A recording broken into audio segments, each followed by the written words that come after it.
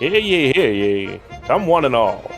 Join us for a free introductory journey through occult theory and practice. Learn dazzling mysteries, occult sciences, and powerful spells. Heal the sick, curse your enemies, and attract the favor of that sexy human next door. All this can be yours absolutely free. All we ask is that you tune in every other week. Learn what you can and put it into practice. Some side effects may include stress relief, a new outlook on life, and a newfound obsession with small shiny objects. Tune in today. All right, I want everyone to forgive me for a moment, as I do not have cable and am 1 year behind in American Horror Story. So I just finished watching Apocalypse on Netflix. Shame. No, wait, that's a different show. Has any show ever gone as far as to smear and misportray so many religions in like a single season? Voodoo, relegated solely to black magic. Witchcraft. Satanism. The whole episode with Anton LaVey, and the like satanic panic version of the Black Mass is like disgracefully inaccurate. How did they get LaVey's estate to agree to that?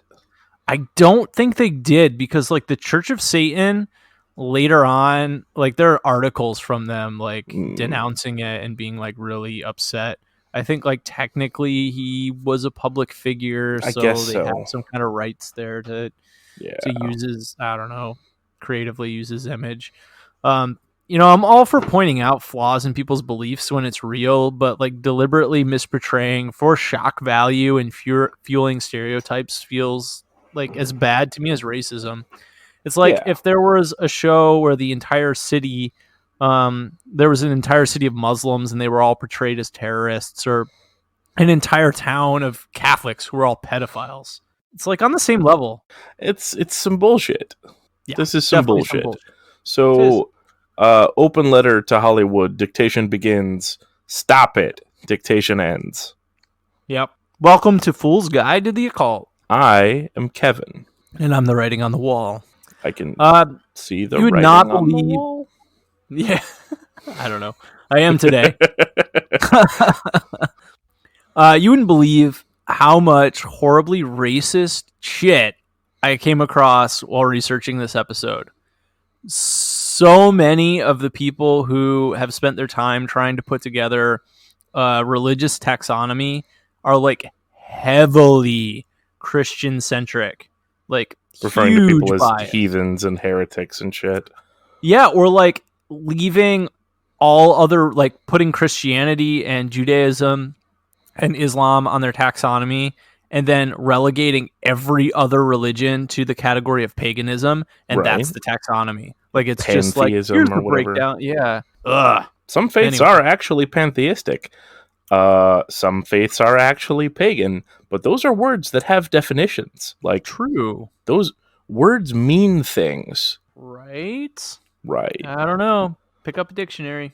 Right? Or, you know what? They have those online now. You don't even have to pick one up. Yeah, I still make my students go get a dictionary, but... That's not unreasonable. Anyway. That's probably a good skill. Hey, I'm sitting here with some homemade fried chicken and some nice bread and a packed bowl, and we're ready to talk about the taxonomy of religious beliefs that kind of lead down to modern occultism today.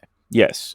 Now that we've gone about the process of setting ourselves up to have to be very careful with how we do our taxonomy, we are going to skip journaling. We're going to skip our interlude this week, as we have a great deal of material for you, and we're coming at you with another real chunky dunker of an episode. Yep, you're gonna have to chop this one up, listen to it in parts. Unless you have a particularly egregious commute. Yeah, I have a 45 minute commute every day, so I get some so you could like there and back it. Listening time, yeah. But if you don't have that, or you don't have a lot of train time, or whatever it is, take a breather. Stay in your car. Just stay in your car and be late. Yep. Yeah, that's it. This work can fucking wait. Okay. No way. Nobody can afford to do that. No, nobody can afford to do that. Gentle listeners, please do not be late to work because of us. That would be bad. What you should do because of us, though, is hit up our Instagram or our Facebook or even our Twitter or whatever else we do on the internet. Support us on Patreon because Sure, this hit is us on a Patreon. tough job. Yeah, this is my millennial unpaid side hustle. Yeah, right. Exactly. Totally. Absolutely. All right, let's dive in here. Let's dive in. Let's talk about branches of philosophy. Yeah. That was good. Yeah, it was. Yeah. Certainly there are scores of concepts that are considered branches of philosophy, such as theology, political philosophy, philosophy of the mind, law, education, history, so on and so forth. But when we're talking about strict taxonomy of philosophy, there are about 5 branches. 5 like core branches. We'll address them as schools of philosophy. Yeah. So the first school of philosophy is epistemology. Epistemology? I think it's epistemology. Epistemology. How I've heard it pronounced, yeah. Epistemology, the study of knowledge. How do we know things, and what is the nature and origin of knowledge itself? Logic, which is the study of argument or correct reasoning. In other words, thinking and debating in a way that's essentially bulletproof. I took a logic class during my bachelor's program. It counted as a math credit, and it was super, super interesting. Math credit? Yeah, it did. I don't know how. Okay. But I'm not going to argue.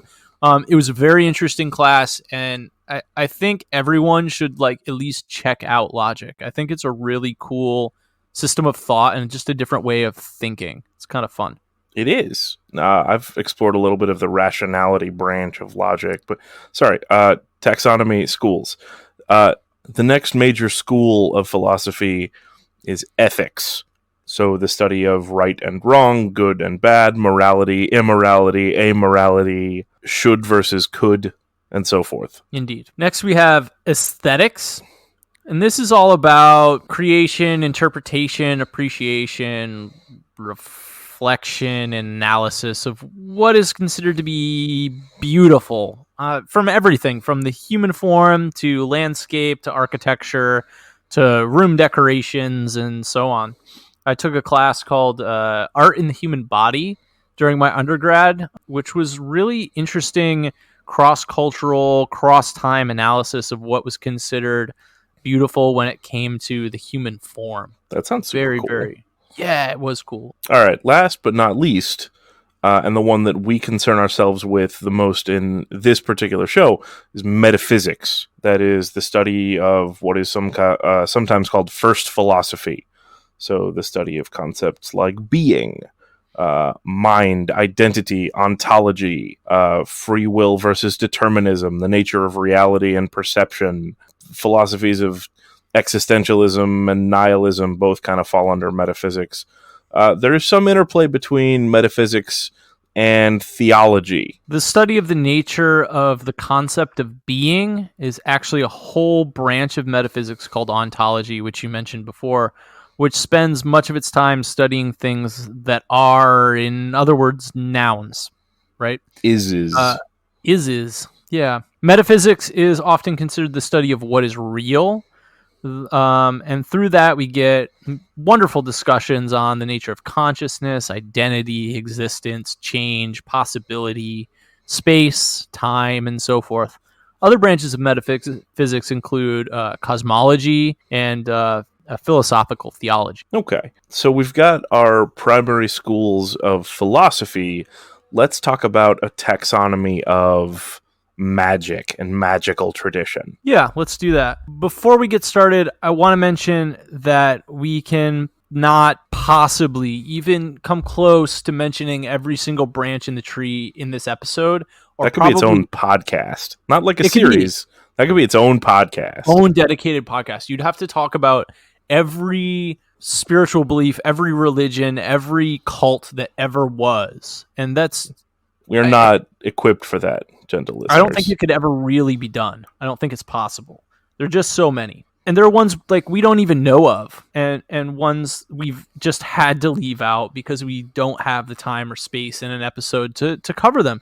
But if you feel like we missed a crucial one, please feel free to let us know on our community page on Facebook called Fellow Travelers, or poke us on Instagram at Fool's Guide, or twit at us, or whatever us. Us. I'll get a PO box soon so you can send us mail. All right. Yeah. Tell you what we'll do is we will compile those goofs, those misses, and we'll do maybe a side quest, depending on how many of them there are. Yeah. Of traditions of magic that we didn't talk about.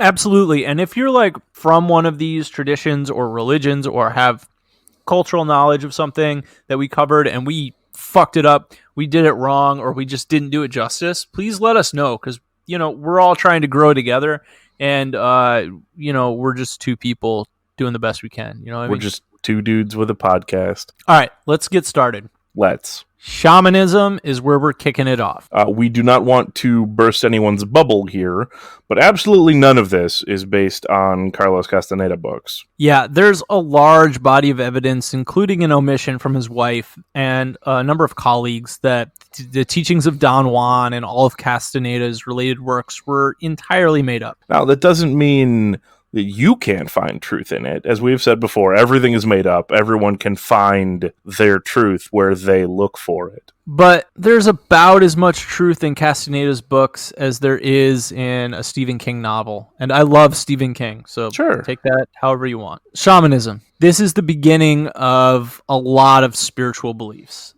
There have been lots of arguments that humans first conceived of religion and spirituality the first time we accidentally ingested psychedelic plants, most likely psilocybin mushrooms. There are a lot of books out there about that philosophy.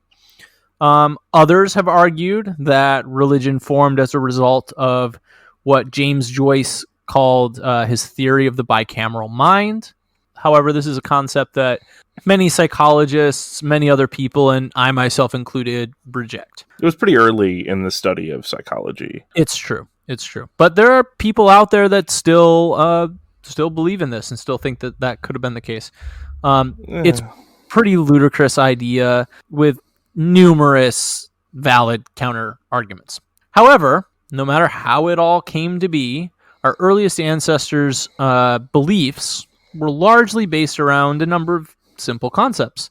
We need these things. We want these things. How do we make them happen? Why did this thing happen? That sort of thing. Yeah, exactly. What is that streak of light that just flew across the sky and made a huge cracking sound? Most human traditions I know of use some method. Most shamanistic traditions I know of use some method of entering gnosis in order to do their work, either by pain, physical exhaustion, dehydration, fasting, fast rhythmic, drumming, dancing, chanting, as well as the use of psychedelic or entheogenic substances. They probably don't call it gnosis, but it has similar characteristics adequate that we use that word here. Yeah, I mean, you can call it gnosis, you can call it trance, you can call it single-pointed consciousness, you can call it by whatever culture we're talking about, whatever culture under question, whatever their traditional word for it is. Right.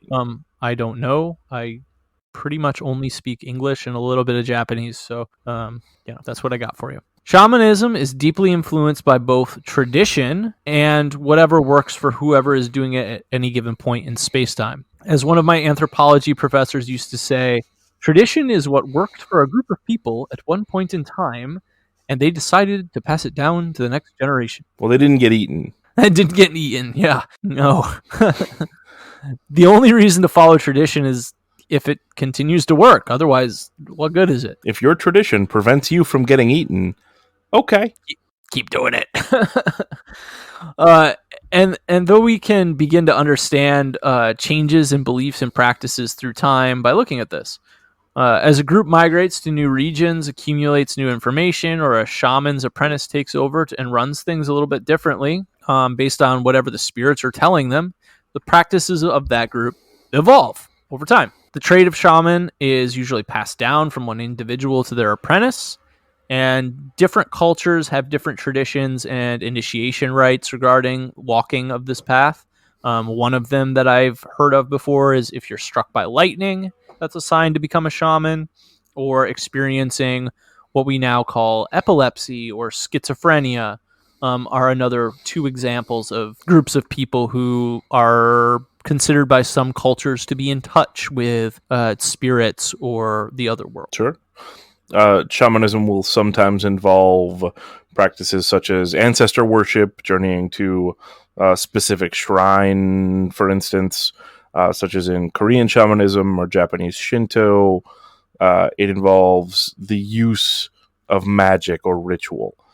Sometimes the use of psychoactives, not all of which are hallucinatory. Though many are. Granted. There's usually a belief in some kind of afterlife and or magical otherworld or cycle, some concept of soul or spirit, and it is also where we get the idea of the fetish or the poppet in Magick from. Right.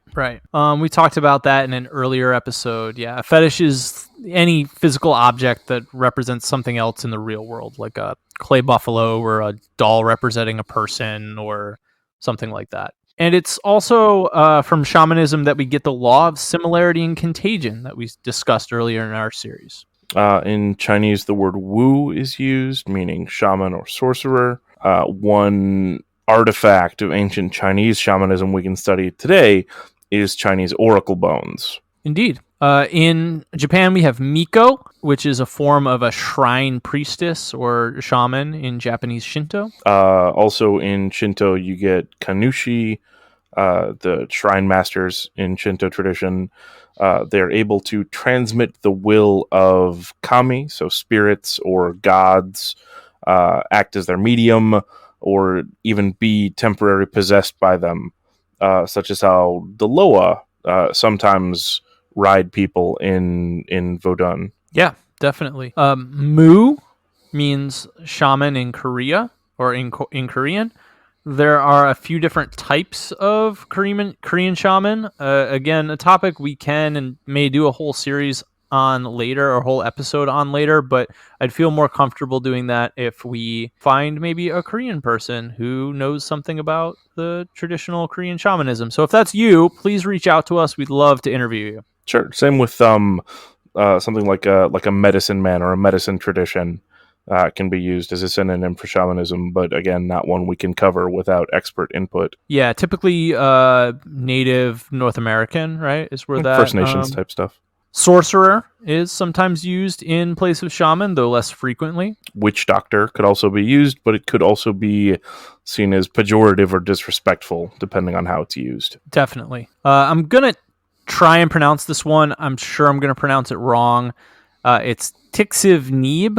That's my best shot, and that translates to person with a healing spirit, and is the name for a shaman amongst the Hmong people. I first came across this version of shamanism while taking medical anthropology in my undergrad, and was reading this book by Anne Fadiman called The Spirit Catches You and You Fall Down, which shows the difference between their traditional cultural healing practices and Western medicine. And we could go on and on. But long story short, shamanism exists in every cultural region, from the Amazon River Basin to Siberia, Mongolia, Pacific Island nations, North America, South America, and as diverse as their cultures and beliefs are, many of them share some relatively similar principles. Yeah. I want to talk a bit about established animistic tradition as well. Yeah, sure. These are established religious traditions that stem directly from shamanism and became more formalized. I think a solid example of this would be the animistic traditions of the Ainu people, who were the native people of Japan. And over time, this sort of turned into Japan's variety of Shinto traditions. Many of the European traditions provide some basis for what is modern Wicca, a la Gerald Gardner.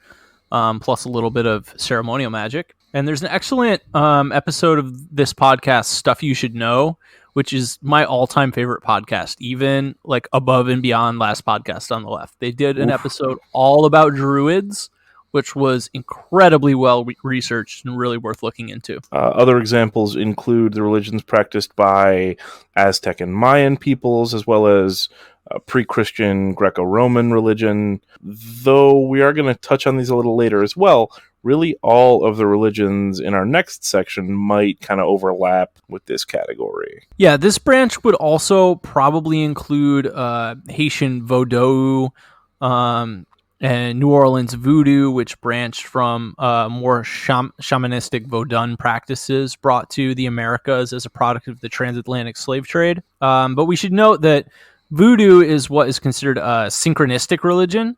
That is a religion that combines elements of two or more traditions. In this case, Vodou and Catholicism.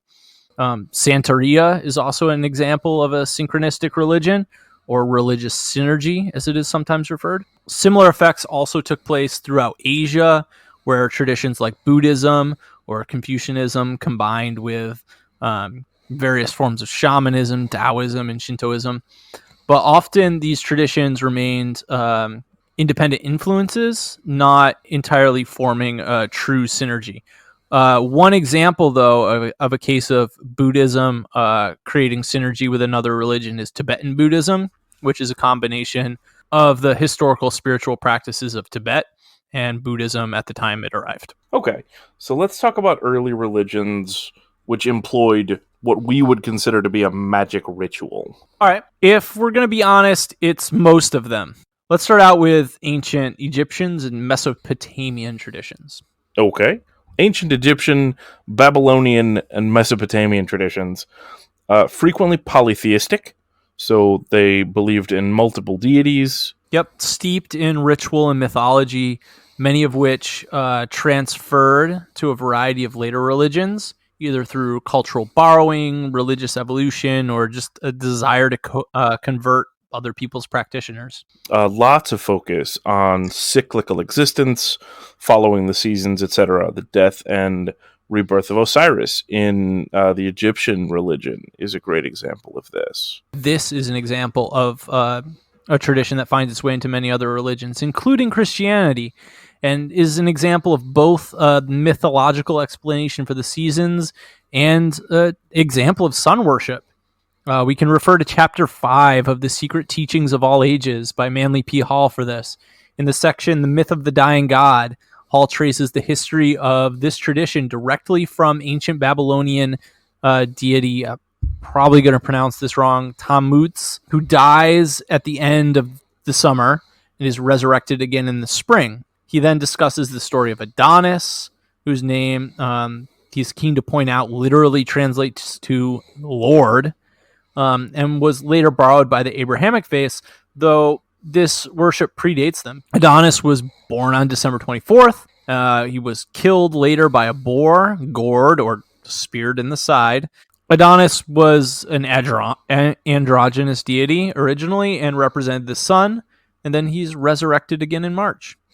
The same god existed in Phrygia by the name Attis. And the same thing happened with Osiris, Bacchus, Balder, even Hiram Abiff, the mythical builder of Solomon's temple in the Masonic mythos, although I'm not sure he resurrected. I guess I don't know enough about the Masonic tradition to say that. Don't forget Jesus Christo. Sweet zombie Jesus. All examples of seasonal mythos and, honestly, sun worship. Yeah, there's a lot to dig into with the myth of the dying god and its relation to Odin and the true meaning of the hanged man in the tarot, and how all of this relates to the ancient mystery religions and psychedelic drug use, and among other things. But hey, that's a flavor for another day. So what else is really interesting about these religions in particular? Well, I don't want to go into any one branch too deep, because this is like looking at branches on a tree with our naked eye, not a microscope. But I will go ahead and argue this. I'm not sure anyone I've ever read has argued this before, but I'm going to say it, and it seems kind of plausible. I think these religions will form the basis of what becomes Western ceremonial magic. Okay. Yeah, and magic was central to the religious life of people in ancient Egypt. They also believed in 9 spiritual bodies of all living things. This later lends later to the concept of the astral double. The Egyptians, as well as many Mesopotamian religions, believed in a whole host of invisible beings living all around us that could do good things or malevolent things. An interesting side note, there's a Mesopotamian god called Bes, who looks quite different from all the rest of the gods, and he was, among many other things, the protector of the home. So you could put like a statue of him in the entryway, like, you know, those dogs from Chinese culture, or gargoyles, and he would protect from evil spirits or stop bad people from coming in. Bes, the real OG. Let's talk a bit more about Eastern magical tradition. We've talked a bit about Korean shamanism already. There's also a form of magic as part of the Taoist traditions, though it is very difficult to find much out there about it, other than it is believed to have evolved from early Chinese shamanism. Surprise! We've also talked about the Eastern elemental system briefly before in this show, and maybe it would be a good time to discuss it a bit more. Yeah, why not? The Wu Shi, but let's not go too deep into it. I think we should probably do an episode on this, just kind of all together down the line, and you know, a future time. Yeah, totally. But so very briefly, the 5 elements of the Eastern system are fire, earth, metal, water, and wood. And the system is sometimes called the 5 elements, but it has many other names, including the 5 agents, the 5 movements, processes, steps, phases, various other collective nouns. Yeah, this system seems a little bit more robust than the European 5 classical element system. It includes... European was 4. I'm sorry. Well, it's 5 if you include spirit. So, like, if you're looking at the pinnacle and you have the top... Yeah, okay. Yeah, so the 5th point is like spirit or void or aether. Or pizza. But it includes the cyclical process of generation and destruction. It's kind of like worked into the Eastern elemental system. And it's a central component of a vast number of Eastern energy working and martial arts, such as Tai Chi, which seeks to balance like Yin Qi and Yang Qi, which is like the Yin and Yang, masculine and feminine Qi energy, or also pronounced Qi energy sometimes, for health and well-being and self-defense. We could also talk about meridian lines and how like Asian energy therapy works. There's acupuncture, which many of you know is the use of needles, historically much bigger than the super little bitty ones they use nowadays, to manipulate or alter the flow of spiritual energy through spiritual veins or tubes that are believed to run along the body and are called meridians. Like those lines that stretch north to south on a map or a globe. Yeah. There's also Qigong, a practice I actually spent a semester in college learning about and practicing. Of course, that was an undergrad course in Qigong. Of course. Yeah, it counted as a gym credit. Did it? It did. A phys ed credit for Qigong. Yeah. It's a combination of movement, breathing, and meditation used for moving and balancing spiritual energy in the body, and it literally translates to life energy cultivation. Okay. Shiatsu is a Japanese form of body and energy work, which involves both physical massage and spiritual healing through the use of meridian and key power manipulation. There's also Reiki, which is another form of Japanese energy work, but unlike Shiatsu, it doesn't exactly require the receiver of the healing energy to be present. Most Reiki work is done that way, but you can do long-distance Reiki, apparently.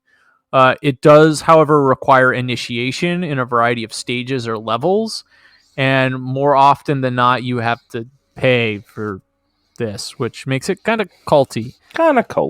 Supposedly, you're capable of channeling a form of universal key energy to heal people physically and encourage mental and emotional healing as well. There's also a wide usage of herbalism in many Asian cultures to balance certain energies rather than to cure specific illnesses, though actual herbal medicine does have a long-standing tradition in much of Asian culture as well. Yes. Well, some of the Chinese traditions also bring us the I Ching, or the Book of Changes, which is an oracle system that we'll likely do a whole episode on in the future. It's a big topic. It is. It basically involves the random generation of a hexagram using a set of numbers which are randomly selected. The hexagram is then looked up in the I Ching, which provides an interpretation for it, and this is then used as a form of divination, kind of. What about feng shui? What about feng shui? Feng shui. I've also heard it pronounced feng shui. Not by anyone that speaks an Eastern language natively. Yeah, I don't speak any form of Chinese. I don't either. But I've never heard anyone call it feng shui. Yeah, I don't know. If you are a Chinese speaker and can pronounce this for us properly, please let us know. Please. It literally translates to wind, water. At least so I've read. It is really similar to the concepts behind the City Beautiful movement in a non-spiritual sense. And the idea is that people are sort of psychologically impacted by the aesthetics of their environment, but there's also like a deep spiritual component to it as well. In feng shui, astronomy and geological magnetism can be used to determine relationships between the land, people, the universe. This is done on every level, from how and in what direction to construct an entire building, to the layout or organization of a room. It's done to optimize the flow of key energy in and through a given space. There are also taboos and superstitions within feng shui, which will be fun to talk about when we do an actual episode on it. And this is just some of the most well-known stuff in the Western world that we've mentioned. You can dig pretty deep into almost any culture worldwide and find some really interesting magical practices, energy workings, spiritual practices. Just not all of it has been translated to English and found its way to the Western world yet. You might have to go seek a lot of it out. That's sort of kind of the remaining beauty of cultural anthropology in the modern day is just participant observation and like some of the really awesome cultural beliefs and practices that, you know, most of us here in the West just don't know about. We don't. I don't. Then I suppose onward we go. Let's move on to other Eastern faiths. Hinduism. Hinduism, great. If you are a practicer of one of the myriad of Hindu varieties or flavors, please come talk to us. We'd love to talk to you. Basically, this is a secret episode that we're using to solicit interviews. That's what this secretly is. Yeah. We're going to be a little bit wrong on a lot of things, and if anyone is more right than we are, you should tell us. Absolutely. Come on the show. We'd love to have you. We would. All right. As fascinating as it is, Hinduism is a religion I don't really know enough about, and there's so much to learn. From my understanding, it contains a wide variety of traditions and sects or cults even from all over the Indian region, some of which can vary wildly from one another. But there's a few things I do know about it that I think make it really interesting. Firstly, there's the concept of Atman, or soul or self, which is later rejected by Buddhism in the concept of Anatman, or no self or no soul. In Hinduism, the goal is to fulfill your dharma, which is your duty or reason for being alive, so that you can reincarnate, hopefully in a higher position. This, by the way, I believe is the basis for the caste system. Yes, and the horrible caste system that has done horrible things to people, and also the outcast caste. If you're familiar with the untouchables in India, like horribly mistreated group of people, just basically slaves. It's sad. Ultimately, the goal is to achieve a state called moksha and thus become one with Brahma, which is all that is. That is, I am that I am. If we're going Abrahamic with it, I'm not going to try and pronounce the Hebrew version. That's how okay. that's said. So karma is not this idea that is whatever you do comes back to you, and that hippy-dippy thing you hear people say, like, oh, that's bad karma. That's you don't get bad karma from breaking a mirror. Like, that's not how this works. No. So karma does not affect you in the life that you're in. Karma is an action one takes in relation to your dharma. So karma doesn't affect you in this life. Rather, it affects your dharma in your next life, and whether or not you reincarnate on a higher or lower level, so to speak. So that's, if we go back to the untouchables, basically the thing is, like, they justify this by saying the untouchables are in the position they are in life because of what they did in the past life. But all the jobs that are given to the untouchables, what the untouchables are supposed to do in society, are all things that accrue negative karma. So it's sort of like a spiritual self cycle thing that keeps them kind of spiritually trapped in that position. But I'm not going to talk your ear off about the untouchables anyway. Yeah. Okay. Onward. From Hinduism, we also get a series of practices of meditation, as well as mantras, mandas, mudras. From India, we get a lot of the modern incense we use, nag, for instance. Some darn good food, too.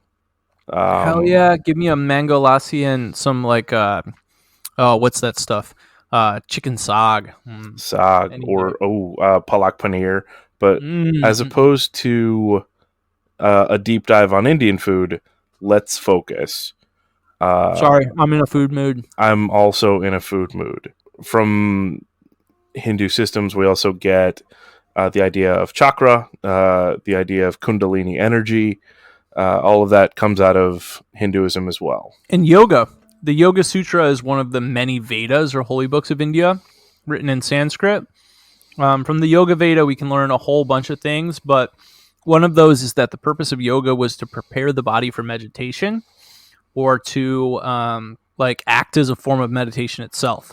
If you ever get really high and have done yoga, you can easily see the truth in this. So it's actually a ritual practice that Westerners have kind of turned into a gym fitness program. And I guess it works for that. That's just not really what it was for. Okay. I mean, we'll turn anything into a fitness program. Let's be real. All right, next we have Tantra. Tell me about Tantra. I don't really know a lot about Tantra. I'll be honest with that. I have a book on it. I haven't really cracked it open yet. I do know that it's not explicitly sexual, as we've sort of been led to believe in Western culture. There is a degree of magical practice involved in it, including elements of yoga and, of course, Shaktiism, which is a sort of sub-tradition. But yeah, I mean, that's my limit of knowledge about Tantra. I know absolutely nothing about Tantra. I'm no help. We should probably keep moving. All right, onward we go. Let's talk about mystery religions. There are a lot, including the Egyptian mystery religion, Greek, Persian, many, many others. But let's just kind of talk about the Greek one for now. Okay. So initiation into the Greek mystery tradition at Eleusis was accepted for every adult of Greek nationality who had not stained their hands with the blood of another. The ritual was performed every year for close to 2,000 years until it was wiped out due to intense hatred and rivalry brought by another religion. Drumroll, please. You guessed it. Proto-Christianity. Yeah. And I've actually heard that it wasn't just adult men and women, but also sometimes children were initiated, which is going to be a little shocking when we tell you what this is all about. Okay, so let's talk about the initiation. So the ritual itself involved the drinking of a form of fermented alcoholic beverage called kaikien.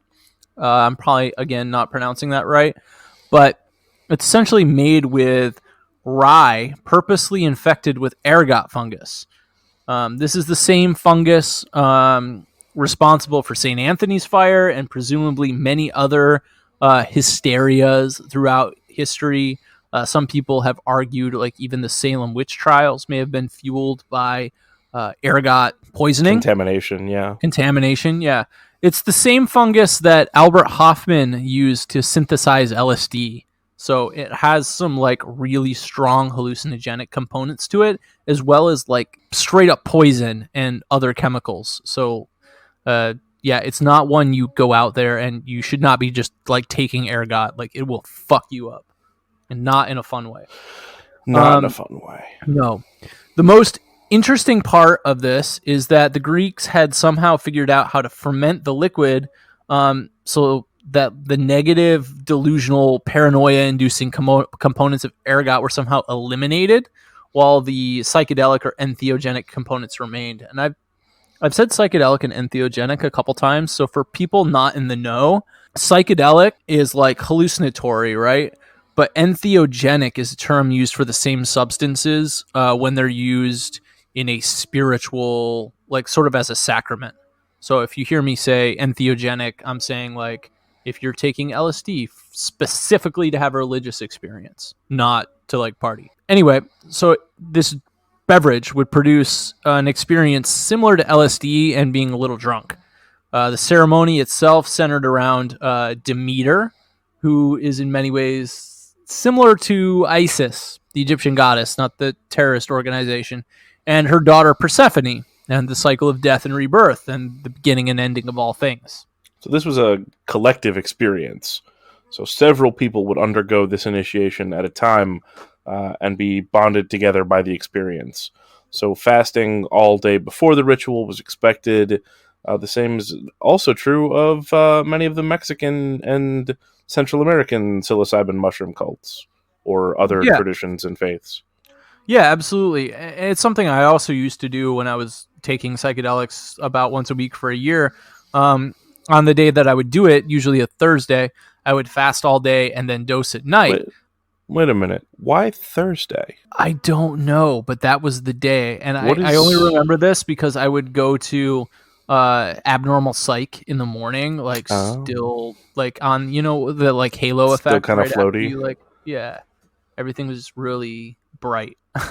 Anyway, come to think of it, I'd read The Road to Eleusis and a few other books on the topic before I'd started kind of down that path. So it's probably just unconsciously recreating what I'd read. Okay. Although there's nothing in there about Thursdays. So again, don't know where that. There were apparently lesser and greater mysteries, and they were only performed at certain times of the year. So the lesser in the spring and the greater in the fall. Hall believes that most people were probably unaware of the true meaning behind the mysteries, believing they were just a metaphor for the change in the seasons, ergo mysteries. Hall elaborates that Persephone symbolizes the human soul, whose true home is in the higher realm, but is trapped in Hades or earthbound. He writes, "The human is a tomb, a false and impermanent thing, the source of all sorry and suffering." So, real jolly guy, Manly P. Hall. Yeah, sorrow and suffering. Kind of Buddhist in a way, right? It's like this is the first noble truth. Life is dukkha, life is suffering, right? Okay. Anyway, part of the secret, according to Hall, is that people are no wiser after death. Those who do not seek to educate themselves, to improve themselves, sleep forever. The greater mysteries represents a form of spiritual regeneration where people learn to understand the true nature of divinity and how to experience it, and we're changed forever. And this really makes sense because I feel like most like drug stories are a cautionary tale. Like people ruin their lives doing all these substances or whatever. And personally, like I took psychedelics and became way more interested in educating myself and learning more about the world around me and learning everything I could about everything I could because it just became just fascinating. Well, the world around you was intrinsically more interesting than it was before. But it lasted long after the drug wore off. Like there are some studies that show that there are some enduring effects from psychoactives and psychedelics. They may actually be beneficial. Yeah, I mean, there's a lot of studies that say they increase brain plasticity, which is the ability of the neurons in your brain to make connections with other neurons. That sounds important. Yeah, there's also research on the use of microdoses of psilocybin, which is in hallucinogenic mushrooms, for treating depression and a number of other things. Okay. Autism, too, I believe. There are also other mystery traditions, even Greek mystery traditions. So there are Orphic mysteries, Dionysiac and Bacchic rites, to get away from the Greeks, Odinic and Persian mysteries, Egyptian mysteries. We have a pretty long episode still cooking here, so we can't go over all of the mystery faiths now.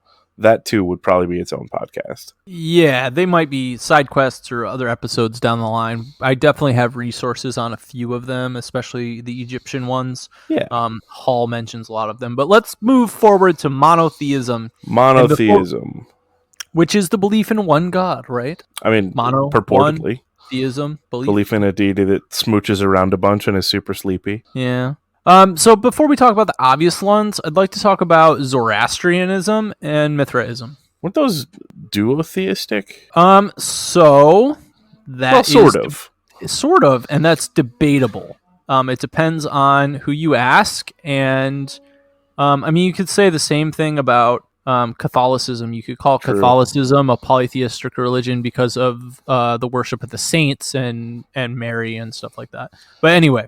Okay, so we'll look more at the old Persian, Roman, Babylonian type stuff. Okay. So Zoroastrianism or Mazdayasana is regarded as the world's oldest continuously practiced religion. Now, this is obviously because Western anthropology doesn't consider a lot of shamanistic practices, especially those of cultures that did not maintain written historical records or whose historical records were burned or destroyed when European explorers came over and their monks or whoever was there to convert people decided to destroy their stuff. Like the case of was it the Incan or the Mayan codexes that were burned? I think it was Mayan. Don't quote me. That could have been. Yeah, I think it was Mayan.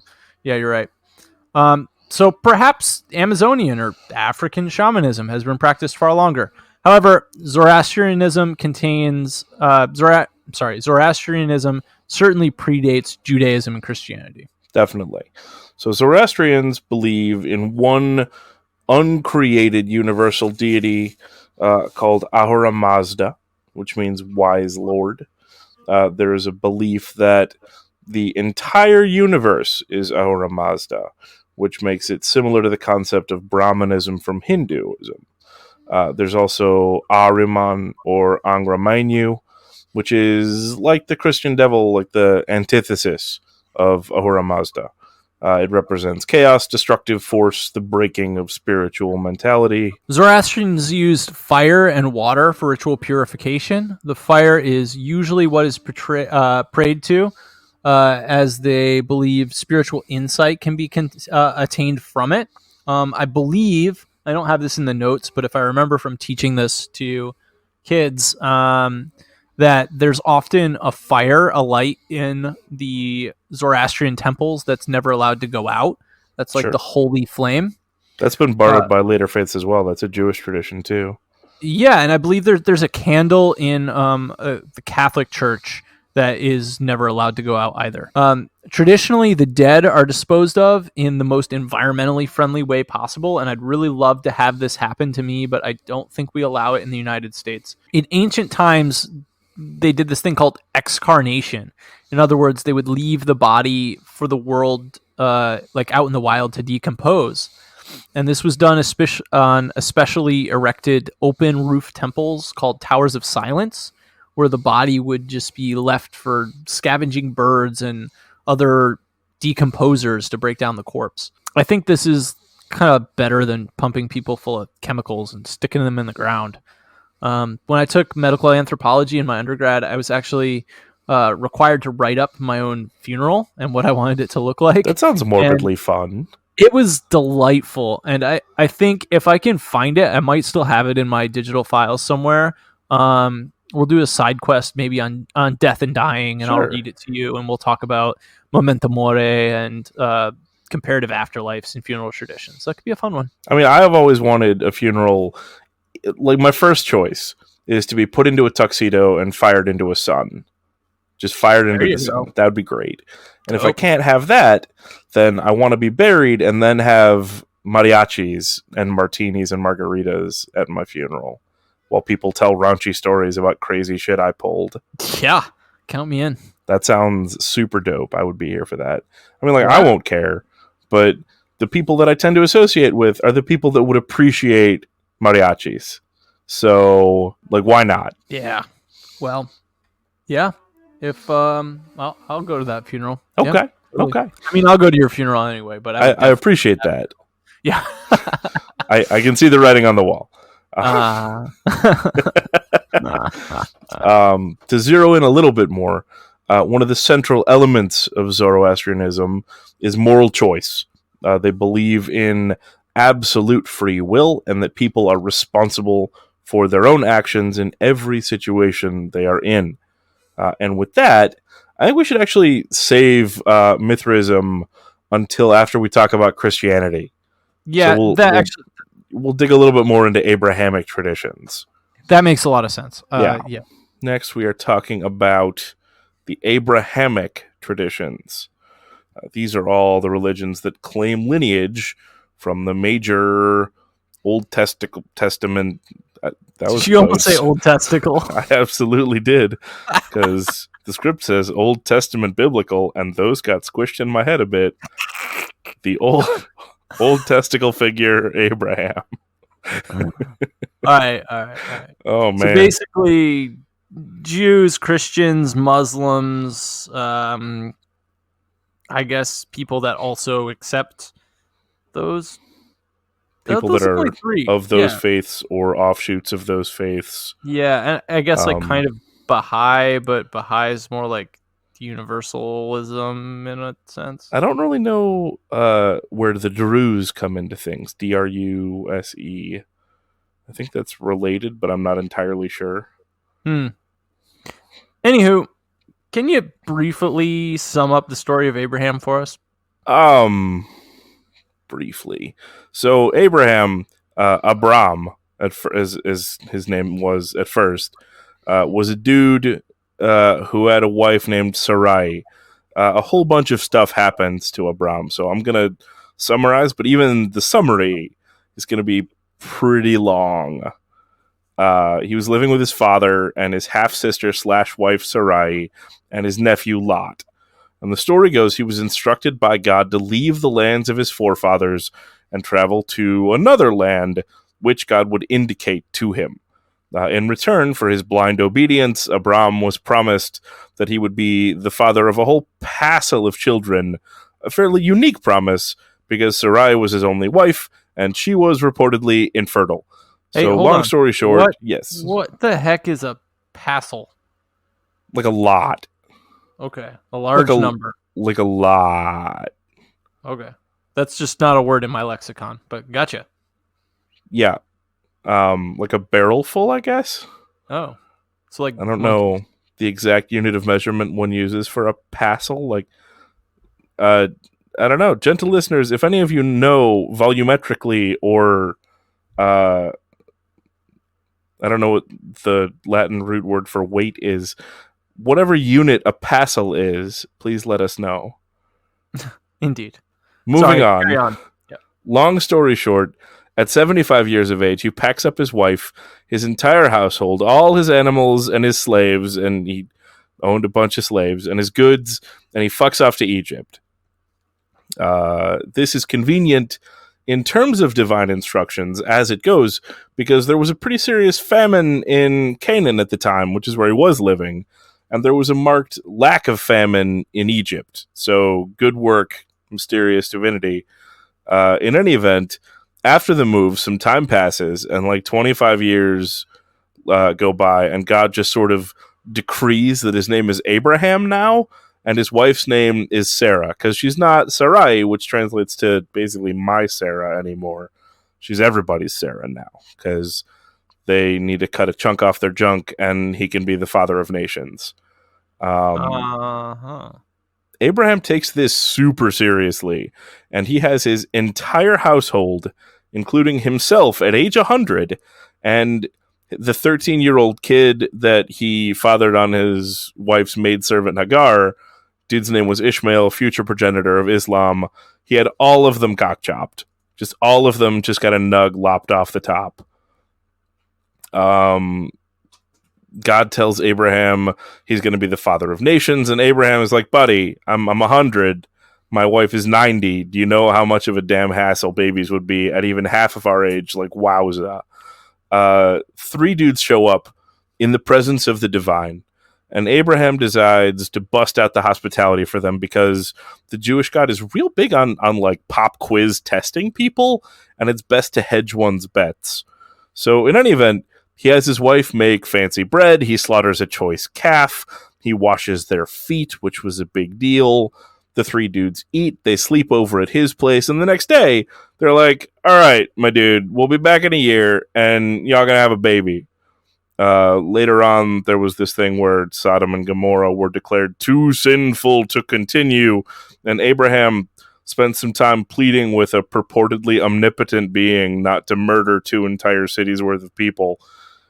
He haggles them down, so if there are 10 people in the city that are like sort of okay, God won't glass the place. Suffice it to say, they don't find 10 sort of okay people in the city, and Sodom and Gomorrah are wiped out. At this point, Sarah has that baby they've been talking about, and they name him Isaac. Isaac also got cock-chopped, because, covenant. And then after Abraham sends Ishmael and his mother out into the desert to die for inheritance reasons, I believe. They don't die. See Islam. God comes back and is all, hey, you remember that kid that I gave you? The one you had when you were 100 and your wife was 90, and it was like a big miracle. We made a big deal about it. Yeah, I want you to drag him up a mountain, and I want you to knife the little shit in my honor. And Abraham is pretty deep in at this point. He's pretty... He just goes with it. He goes about obeying this instruction. Right before he kills the kid, God's like, psych, and tells him everything is fine, and don't murder his son. Listen, Abraham is a weird dude with a weird story, all right? So they kill a ram instead that they found stuck in a bush nearby, because bushes are hazardous, okay? And then Abraham's descendants breed like lunatics, and the whole father of nations promise is fulfilled. And that is a very, very abbreviated version of the story of Abraham. So, Sodom and Gomorrah were in Egypt? Sodom and Gomorrah, I don't know where Sodom and Gomorrah were. I feel like they were near there. Huh. By that point, he was living in Egypt. Right. So, somewhere in Africa. Right. Okay.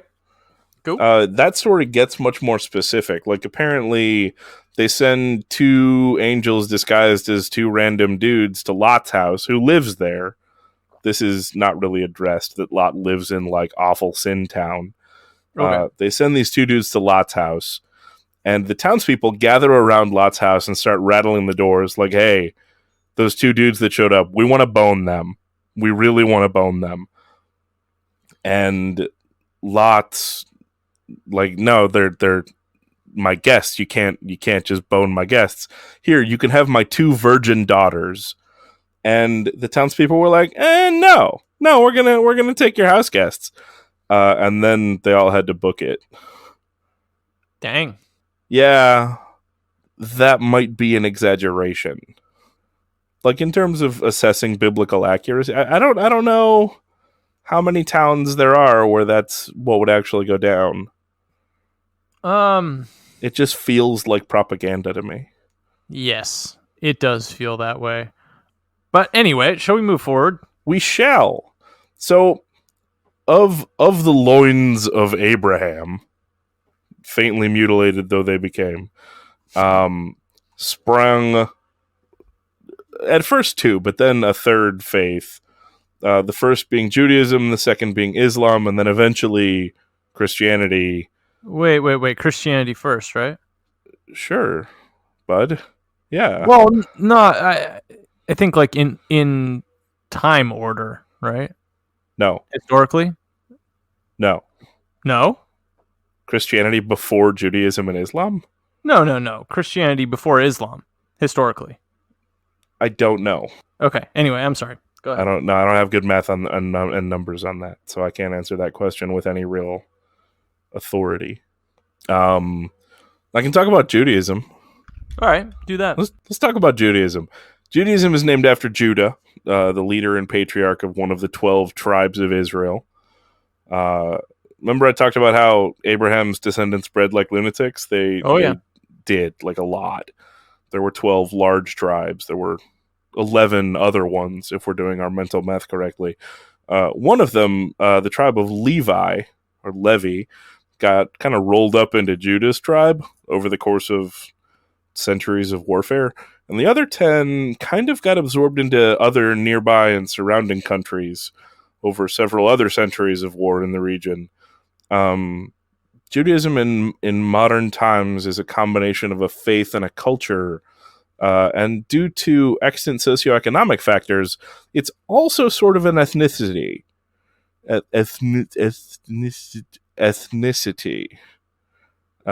Jewish populations tend to have a long history of mild to moderate inbreeding, just because they're typically separate from the surrounding population. And they interbreed primarily with other mildly inbred Jewish populations, resulting in some very, very clear genetic markers of Jewish heritage. Jewish tradition lends itself really, really well to creating extremely tight-knit, close populations that are kept separate from the larger populace in, I guess, the host country where the Jewish community exists, which is considered a major reason that Jews still exist after all the centuries of people trying to murder us a bit. Culturally and religiously, Judaism revolves around, we're going to start with the Torah, which translates to law, consisting of the 5 books of Moses, Genesis, Exodus, Leviticus, Numbers, and Deuteronomy. Specifically, living a Jewish life involves observing as many of the 613 commandments in the Torah as possible. Some of them aren't observable anymore because there isn't a Jewish temple, like Big T temple, not just like Temple Beth Israel, wherever. So like, there's no ceremonial Jewish sacrifice anymore. We don't sacrifice animals to God anymore because we have to do that at the temple, and there isn't one. In addition to the Torah, which is the written law, a major part of Judaism is referred to as the oral law. Oral law is a series of reinterpretations of the written law to evaluate the law and bring it into various stages of modernity. There are several major discourses, the 2 biggest of which are the Mishnah, which was a commentary and interpretation of the Torah by a bunch of rabbis. And then there's the Talmud, which re-examines both the original law and the Mishnah, and then lays out a lot of the rulings issued by rabbis over the centuries. There's another series of writings called the Midrash, which is more oral tradition and interpreted law. There are more books as well, like prophets and writings, which fall into the category of written law, and then a whole boatload of rabbinic texts and stories and discussions and parables, and like, wow, rabbis love to talk and argue and write it down. Yeah. And a lot of those books fall into the category, the Christian category of Old Testament, but in Jewish tradition, there are only 3 books, 3 works that are considered divine law. And those are? There's the Torah, there's the Nevi'im, which is the writings of the prophets, and the Ketuvim, which also means writings. Okay. Those are the big 3. In a purely religious sense, Jews believe in a single deity that is typically just called God. In the very ancient past, there might have been other flavors of proto-Jewish deities, but these days, it's just God. Because Hebrew is a hyper-gendered language, God is typically assigned masculine characteristics. There's a Hebrew and, an Aramaic spelling for the word God, but it's actually euphemized, and then the euphemisms are further euphemized.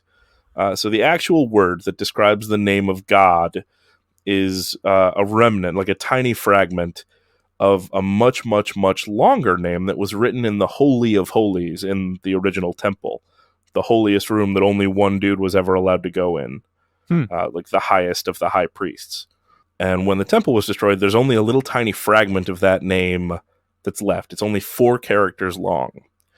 And it is considered so holy that nobody is allowed to say it out loud.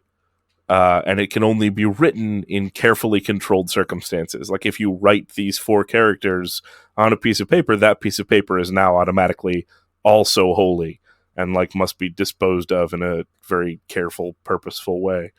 Do you know this holy word? I mean, a lot of textbooks will spell it out as Yahweh.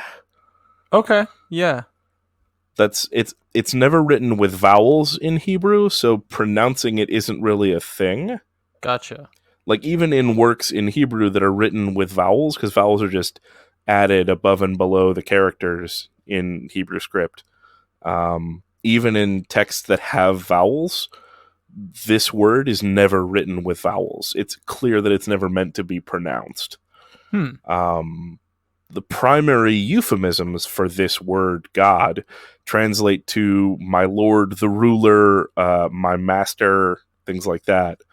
But those words have also developed sufficient holiness that you're not supposed to say them unless you're in the process of praying or studying. So there's the one that you're never allowed to say. There's the few of them that you're only supposed to say when you're praying or studying, but that don't actually contain the word for God anymore. It's just like an address.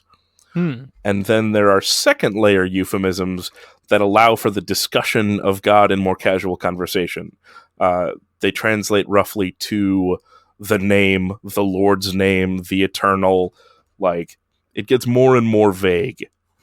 Like, Jews are super serious about how they refer to their divinity, and etymologically, it's fascinating. Interesting. Yeah.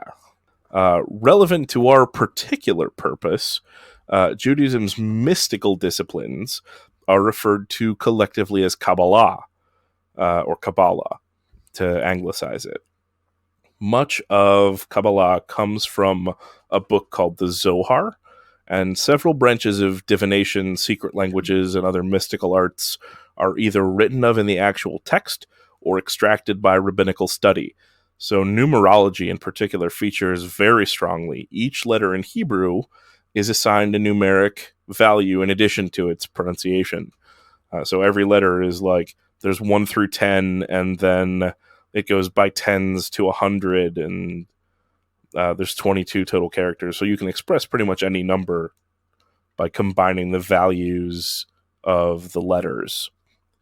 And then using the letters that comprise the words, meaning can be drawn by comparing numerical values assigned to each word or sentence to other things that have a similar numerical value, or certain numbers are considered important on their own. But there's a lot that's done with that. Gotcha. I've seen Kabbalah written both with a Q first and a K first. Which one's correct? I don't think there is a correct per se. Okay. Because again, the word is a Hebrew word. Right. So the letter that it starts with is a kuf. Right. So there's no actual... Yeah. Well, it doesn't perfectly translate to English letters. Sure. So if somebody wants to write it with a Q, that's fine. If somebody wants to write it with a K, that's fine. Like, how do you spell Hanukkah? Like, gotcha. There's not necessarily a correct way. I gotcha. As long as people get it, you're usually okay. Okay. Oh, just as a matter of record, yeah. While you were talking there, I did Google it, and Christianity 1st century CE and Islam 7th century. Cool. Just thought I'd throw that out there. Yeah, no worries. All right, so we're on to Christianity. That we are. So first off, let's start out by pointing out that Christianity is named after the central character of the New Testament, Jesus Christ, or Jesus of Nazareth. Most understanding is that Christ is a title. Correct, and we'll get to that, yes. Okay. Most authorities agree that he was a historical religious teacher. Many people have argued that Christ and the Buddha may have actually been the same person, but were tailoring their teachings to the cultures they encountered on their travels. Again, that's just an argument some academics have made. take that as you will.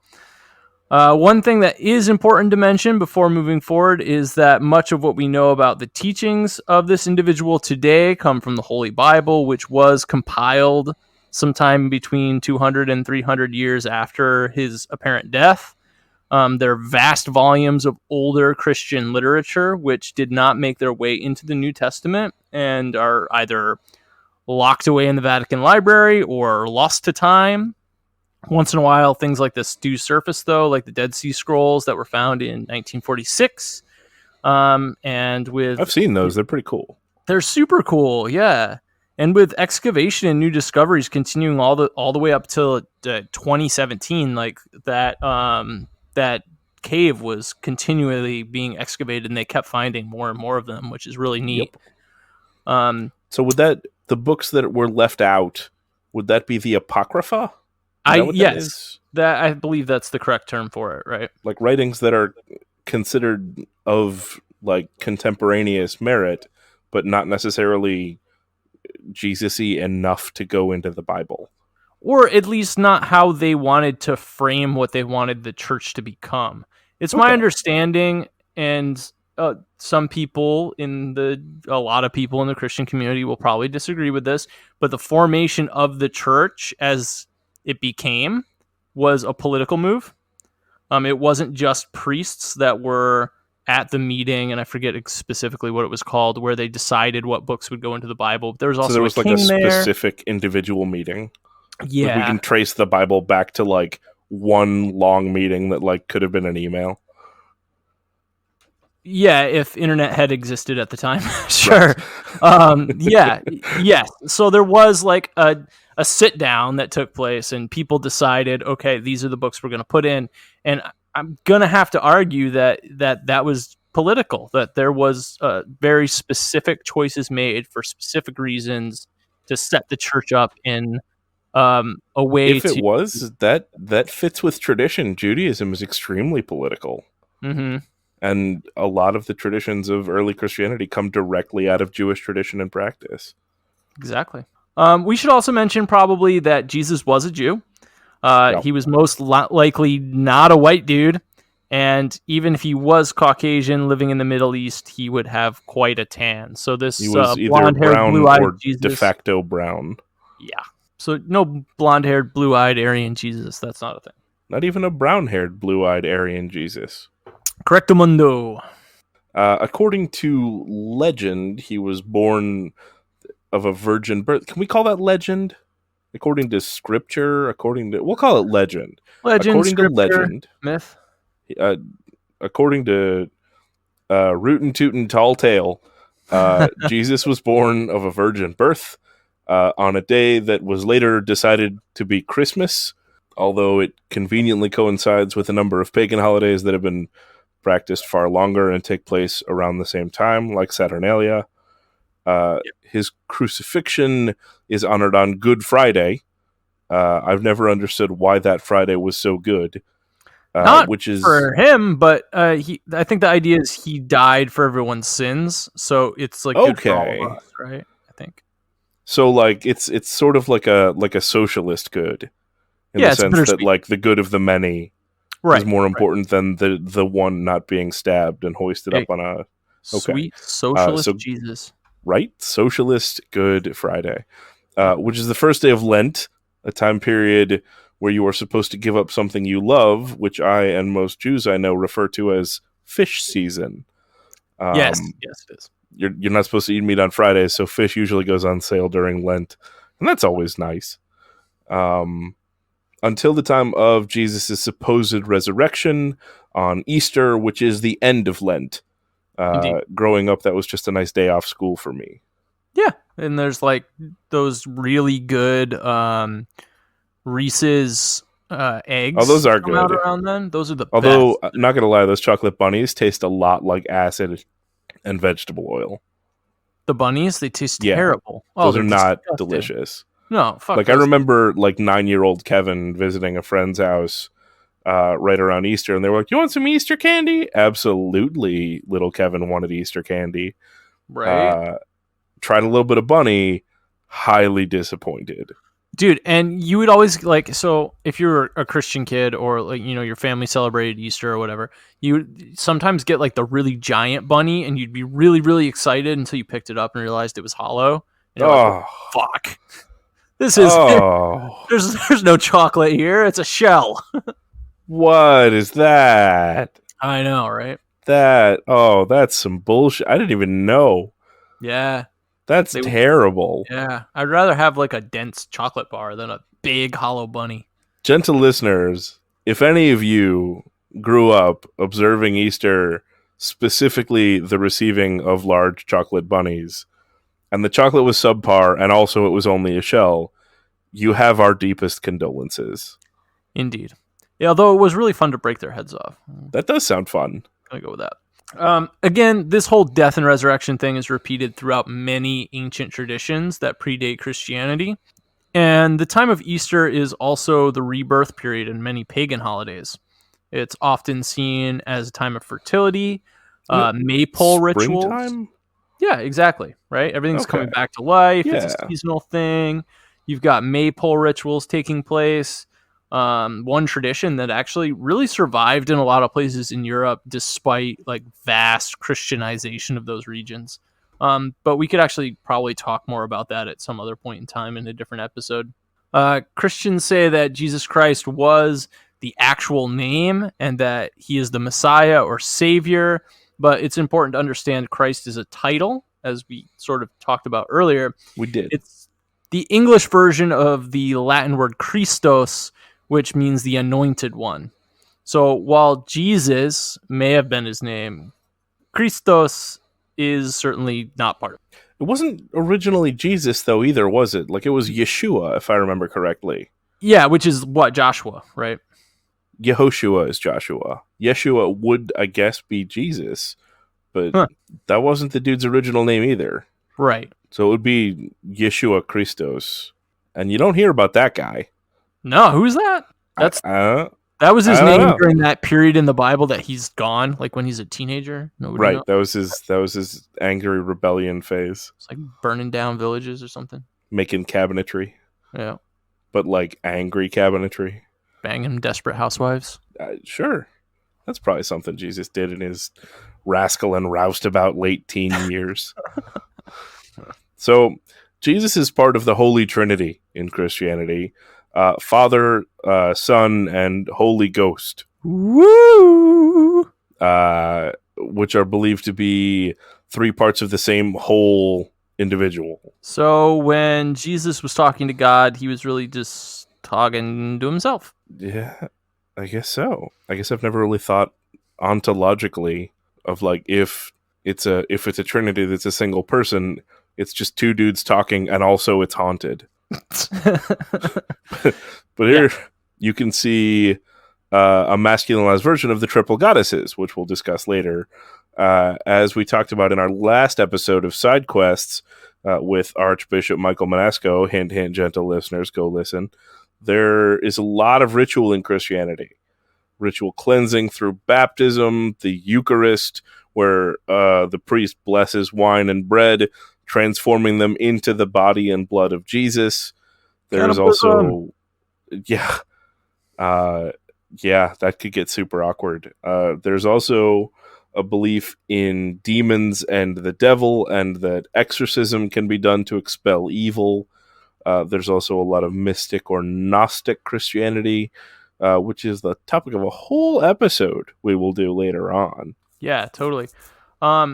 Simon Magnus and all that, and also all the St. John of the Cross stuff, like Dark Night of the Soul. I think we should dig into that at some point. Sure. Just for funsies, here's this. Let's talk about Mithraism. Mithraism. This was a mystery religion, sort of, in Rome that was thought of as a revival of early Christianity. It was, like all mystery traditions, initiatory.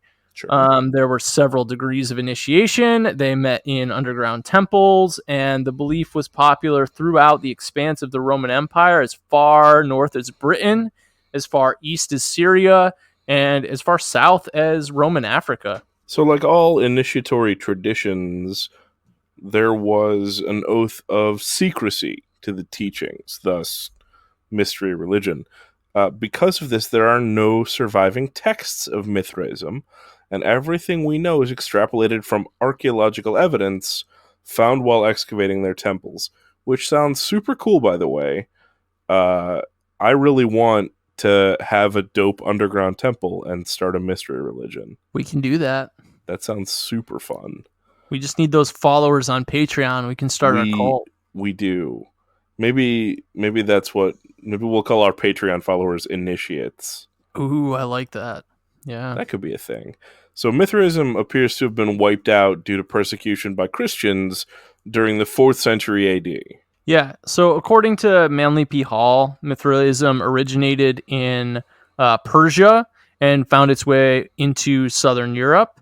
Mithra is from Zoroastrianism and is a title for the sun. So again, we have an example of sun worship. A thing that we forgot to mention when talking about Christianity earlier, Christ is referred to as the Son of God, though is part of God himself, and many people have seen this as an example of sort of like hidden sun worship within Christianity, or at very least an attempt to coax pagan sun worshippers into the religion. Anywho, again, we find ourselves a tradition based on abstinence, self-control, and moral conduct similar to Zoroastrianism. Sure. According to Hall, there were 3 degrees in Mithraism. The initiation upon the first granted a golden crown representing the spiritual nature of the individual. At the second degree, the initiate received armor of intelligence and descended into the depths of the temple to do battle with their carnal desires, which sounds like an orgy with extra steps. Kind of, yeah. And then upon the third degree, they were given a cape woven with astrological symbols and were hailed as one who has died and been resurrected. Those who passed all 3 of these initiations were referred to as lions and were marked upon the brow with the Egyptian ankh. You know that like cross thing with the loopy-de-loop on top?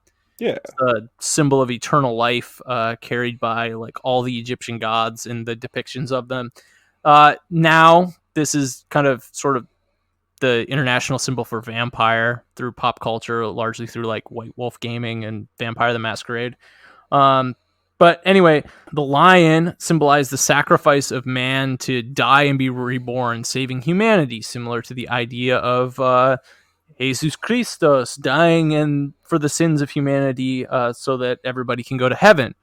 Hall believes that even though the Mithraic traditions were wiped out by the Christianization of Rome, some of their ideas survived into the Freemasonic traditions, such as the lion paw grip of the Master Mason's handshake. I want to talk about Islam next, chronologically. Yeah, that makes sense. So Muslims believe in one supreme God, Allah. Muhammad was his messenger. Their holy book is called the Quran. I am on a government watch list in the United States for purchasing a copy of the Quran in 2009 because racism and xenophobia are hallmarks of U.S. culture. That's really a watch list? Yes, I was specifically told by the Barnes & Noble clerk that they were placing me on a mandatory government watch list. Okay. Even though 9/11 happened in 2001. It did. We were still at war in the Middle East, which... That's true. Aren't we still at war in the Middle East? Are yes, we always at war in the Middle East? Who's Europa at war with today? How much paperwork is there involved in keeping a record of people that buy Qurans? It's gotta be fucking epic. It does. I guess data storage is cheap these days. Yeah. Muslims, on the whole, accept that Jesus was a prophet, but not the last prophet, and they believe that the New Testament was largely corrupted and the true teachings of Christ have been lost. They believe that he was a mortal human chosen to spread the message of Allah. Some key elements of Islam include prayer facing Mecca 5 times every day at very specific times, fasting, specifically during the holy period of Ramadan, charity, once per life taking a pilgrimage to the Holy Land, although they specifically say it's only those who are like physically able. So if you're like crippled or your old grandma in the wheelchair, like they don't expect you to go. But if you are able, like bodily able and monetarily able, you're expected make the old college try. Yeah, you're expected to do that. There's almsgiving, which is providing 2.5% of your income to supporting the Islamic community. This is part of that charity aspect, though. It's not something separate. And these together, along with the Declaration of Faith, constitute what's called the 5 pillars of Islam. All right. Let's branch out into Sufism, often defined as Islamic mysticism.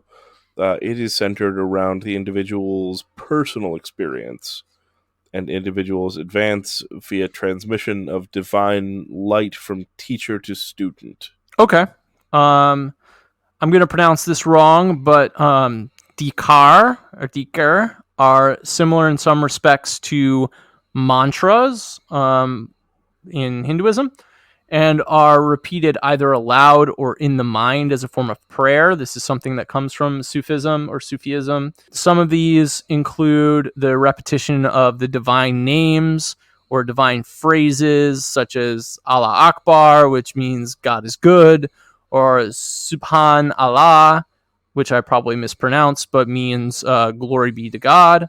The practice of muraqabah, which I've also probably butchered, is similar to meditation. There's also whirling or spinning, such as the practice done by Sufi dervishes. Yes. The aim being to reach the state of all perfection by dropping the ego, listening to certain music, focusing on God, spinning in circles, imitating the nature of planets orbiting the sun.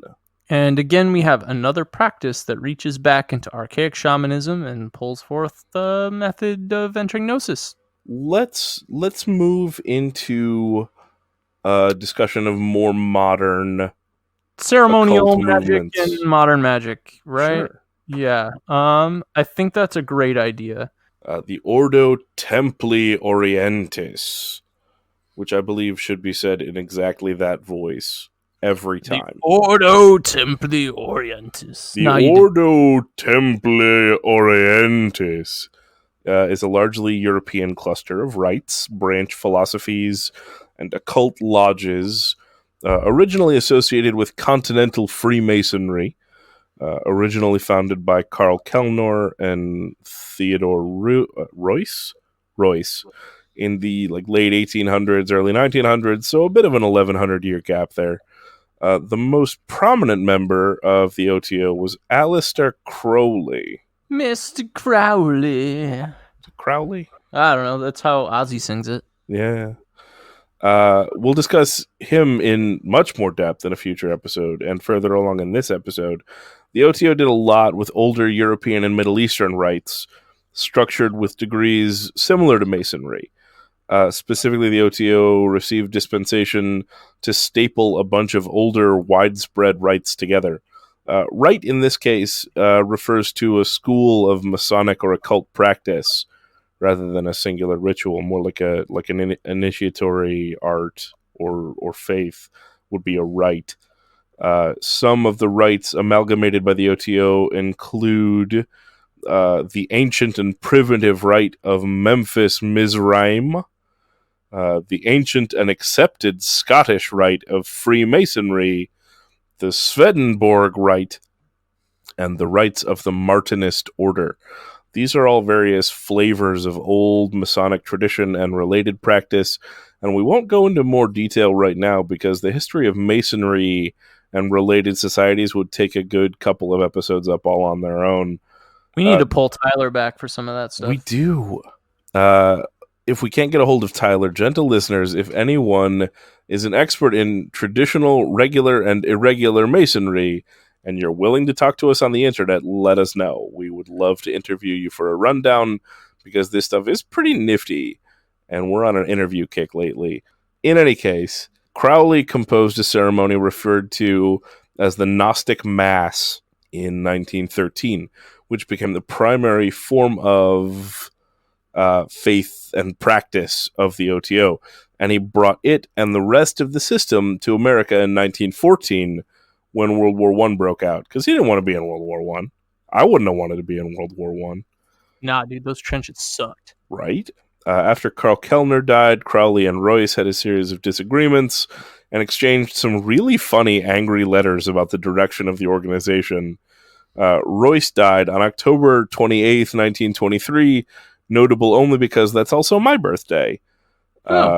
Crowley took over the OTO at that point, which he had been leading in the USA for some time. We also have the Hermetic Order of the Golden Dawn. Woof.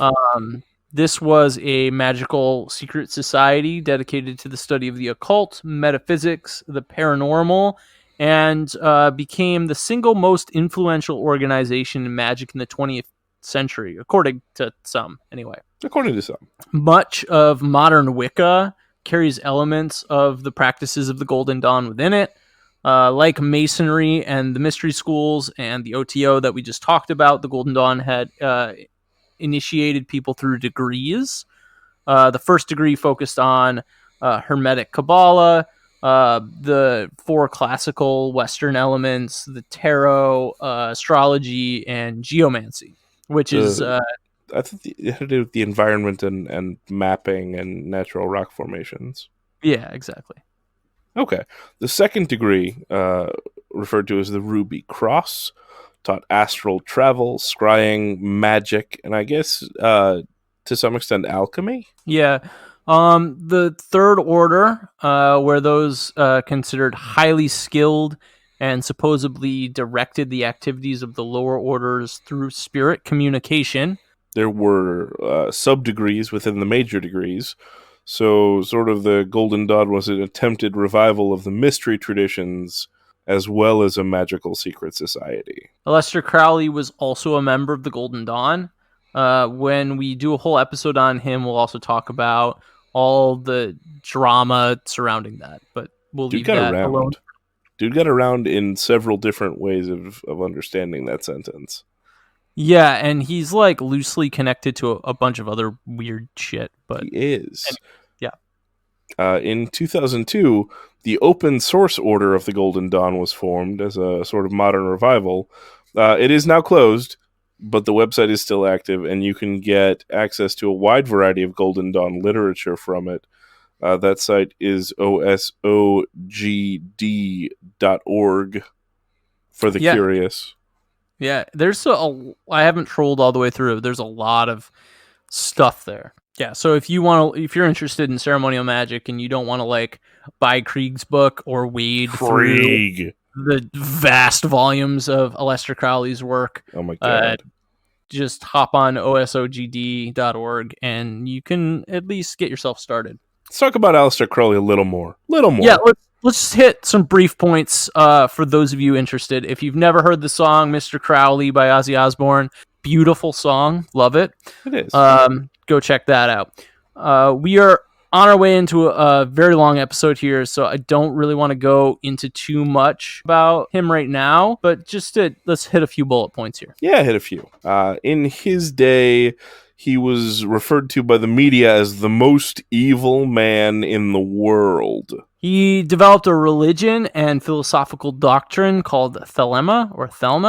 He was a magician, one who was known for having incredible abilities. Sexuality and drug use played a big part in Crowley's magic and rituals, and just like breaking taboos in general. His work has influenced a huge portion of modern occultism, from modern ceremonial magic, Wicca, chaos magic, Satanism. A lot of them kind of harken back to him. If I'm not mistaken, he was also the first person to add the K to the end of magic to differentiate between stage magic and spiritual magic. Sure.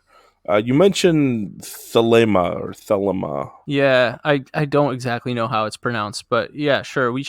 Let's bump a couple bullet points on that as well. It's considered by some to be a religion and by others to only really be a philosophy. So by those who consider it a religion, it is on par with like a modern mystery religion, initiatory, and all that stuff. Yeah. So you could absolutely become like a practitioner of it, I guess, but there were, or still are perhaps, groups that go through the initiatory process and all that. One of the most important concepts in it is the idea that each individual has a true will or purpose, kind of like Dharma in Hinduism. And as long as the individual follows their true will, the universe will be in balance. Okay. The religion was based on a spiritual experience Mr. Crowley had in 1904 while performing a ceremonial magic ritual in a pyramid in Egypt. He claimed to be contacted by some kind of being that went by the name of Aiwas, which he drew, and I guess it looks kind of supposedly. I haven't seen the original picture, but supposedly, according to some stuff I saw on the internet and some other podcasts I've listened to, and a friend I know who has like a bunch of first edition Crowley books, the thing he drew looked like what people modernly call gray aliens, and I'm not a believer in extraterrestrials having ever contacted human beings, but the idea that this guy drew that picture 50, 60, 70 some years before anybody else said, hey, I saw a weird thing like that, kind of creeps me out a little bit. Okay. After his experience, Crowley wrote the Book of the Law, aka the Liber Legis, which is sort of the foundational book for Thelema, though it is expanded upon in his later works. Yeah, supposedly that book was dictated to Arman AK by the Awas creature itself, spirit, entity, whatever it was. But if you read the Book of the Law and read the rest of Crowley's work, it's really stylistically too similar to have been crafted by anyone other than himself. Unless the entire catalog was dictated to him. I mean, I suppose that's possible. There are lots of components to Thelema aside from the following of one's true will. There's a whole cosmology and a system of ceremonial magic practice, a degree system, a system of ethics. It's very elaborate. We're going to do a whole episode on ethics and codes of honor. It's something I've been doing on and off for years now, and then bumped into Condensed Chaos by Phil Hine and found his section on personal codes of honor to be really interesting, and have started to work on mine quite a bit more. Sure. I think it's a really important component of occult practice to flesh out one's own code of ethics, so we'll probably do a side quest or maybe a full episode on that. Okay. Coming up. Thelema also, like many faiths, has its own holidays and many things we can maybe look at for a future episode or side quest. Yeah, sure, totally. Let's touch on, well, I say touch on. Let's move into modern Wicca. Yeah. Did you ever see that documentary, The Occult Experience? No. You should, first of all. It's on YouTube. It's really grainy, and the video is hard to watch, but it's kind of interesting. In there, they referred to Wicca as the craft of the wise. Oh, I like that. Yeah, it's a term I'd never really heard used for that before. No, I haven't either. Yeah. It fits, though. What's that? Yeah, it definitely fits. Yeah, definitely. Wicca's about mostly working with earth energies. It sort of came about as a result of Gerald Gardner's work. He claimed it to be a direct revival of the pagan practices still alive in Ireland, though some of his work is clearly influenced by Crowley's writings. Gardnerian Wicca and subsequent branches of Wicca are positively oriented, and frequently avoid doing any kind of black or ill-intentioned magic. Yeah, certainly. In The Occult Experience, one of the people being interviewed described witchcraft as something that allows you to truly become yourself, and includes the element of skyclad or ritual nudity that I believe we've talked about in the past, saying that it's hard to hide from your true nature, your true self, when you're completely unclothed. Alexander Sanders went by the craft name of Verbius, known as the king of the witches at one point in time, founded the path of Alexandrian Wicca. I guess he was originally initiated into Gardnerian Wicca, eventually founded his own coven as a high priest, and Alexandrian Wicca followed that. Yeah, that from my understanding, that's the case.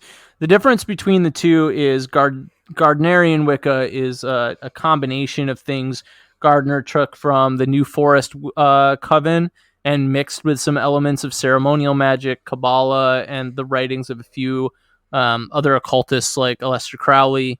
The New Forest Coven, which Gardner claimed was traditional practice, that held out since pre-Christian times. So like Alexandrian Wicca, which we'll talk about next, the material of Gardnerian Wicca is oath-bound and cannot be shared with anyone outside the coven. Right. So good luck just kind of like picking up a solid book on it. Right. There are some. Gardner himself wrote books, but like it's not extensive books. We should also point out that we've said it before that everything's made up. You know, the phrase "nothing is real and everything is permitted." But there's a good deal of contention out there about how much Gardnerian Wicca was actually entirely made up by him himself. One example is the rules or guidelines referred to as the Ardnes, which seem to contain a mix of modern and ancient language. So I guess according to several historians and a few other people, it just doesn't seem like they don't seem to fit a specific linguistic pattern for the time. Yeah, that supposedly they came from. Moving on to Sanders, though. Sanders was already an occultist and a ceremonial magician prior to being initiated into Gardnerian Coven, and eventually starts his own. And for these reasons, Alexandrian Wiccan has stronger flavors of ceremonial magic with a light balance of Gardnerian Wicca in there. Okay. There's a lot of emphasis on the polarity of genders in Alexandrian Wicca, but also the Alexandrian branch views everyone as a priest or priestess, which is pretty interesting. That is. Reminds me of how Discordianism views everyone as the Pope. Yeah, right? All of that said, the lines are sort of blurred between the two styles nowadays. But you can't dedicate yourselves as one of these traditions and operate alone. You have to be initiated into a lineage. There are also degree systems in both of those. And for those who practice Wicca, but specifically don't follow one of these two paths, they're often called Neo-Wiccans. On top of that, there are a number of other strands and branches of Wicca. There's Dianic Wicca, which emphasizes the goddess, though they have mixed covens. There is Celtic Wicca. There is Gregorian Wicca. Yeah, and of course there are those who work in covens or groups of witches who practice together and celebrate the Sabbaths. There are solitary witches who work entirely alone. But regardless if you're male or female in Wicca, you are called a witch. We don't really have warlocks. I do believe that some satanic groups use the term warlock. Okay.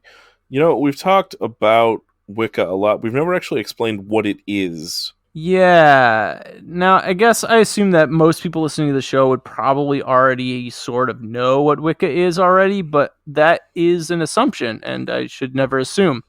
So while we are going to do a series on it later on, let's kind of dive into a brief description now, shall we? Okay. So most of traditional Wicca is duotheistic, meaning there are two main deities. There is the goddess and the horned god. Sometimes the goddess is portrayed as a trinity, the triple goddess, represented by the maiden, the mother, and the crone. Yes, that is where Game of Thrones got that phrase from. So the three of them represent virginity, fertility, and wisdom. Some people who are fond of comparative religious analysis have drawn parallels between the Wiccan god and goddess system, representing male and female energy, and the Taoist yin-yang system. There are also polytheistic, atheistic, and agnostic Wiccan traditions. Some Wiccans believe in an afterlife, although the form that takes often varies from tradition to tradition. For example, Raymond Buckland believes Wiccans only reincarnate into other human bodies, while others believe that you can reincarnate into any form. Some don't believe in an afterlife at all. Some do. So you can see that there's sort of a wide variety here to talk about when we go off and do our own series on Wicca. There is also, of course, a belief in magic, the circle, the five elements, a variety of spirits, and other components we've already talked about and which we'll continue to talk about as we move through our content here. Hey, so we've talked about Wicca. Let's get into Satanism. Let's. Satanism and chaos magic sort of come around at the same time period. Satanism a little bit earlier in the mid to late 60s, while as chaos magic sort of starts bubbling in the early 70s. There's pretty good interview in that documentary I mentioned, The Occult Experience, Sure. where one of the people says something along the lines of every tradition includes an element of practitioners waiting for a deity or deities to put their arms around them and say, "You're protected. You are one of us." We, as Satanists, take responsibility for ourselves, for our own lives, and our own actions. This is something, if you go back and look at early Anton LaVey interviews, he talked a lot about how most religions are like based on fear and abstinence rather than indulgence in various pleasures. LaVey he literally wanted to create something quite the opposite from that. And that's legit. Yeah, it is. Like, why should we live our lives in fear? It's a control mechanism. It's all political, in my opinion. So from that desire, Satanism came forth. And as a side note, I really love Anton LaVey's voice. Fair. Satanism seems to be really up to the interpretation of the practitioner, as it is individually and hedonistically focused. Some Satanists practice magic, others do not. Satanism is basically hedonistic and humanistic, and its magical or ritual practices draw on a wide body of occult traditions. Like all well-established religions, there will eventually be offshoots. One example of this is the Temple of Set, which is in many ways a sect of Satanism, though over time it's become separate, distinct, kind of in many ways its own. Unfortunately, we don't really have time to dig into all of the pieces of it now. No, we don't. But yeah, it is. It's sprung from Satanism and is in many ways a satanic religion. Although I think the founders of it now and practitioners of it would say that they are not specifically Satanists. Right. Similarly, Luciferianism is also sometimes considered a sect of Satanism, though it really depends on the beliefs of the individual practitioner.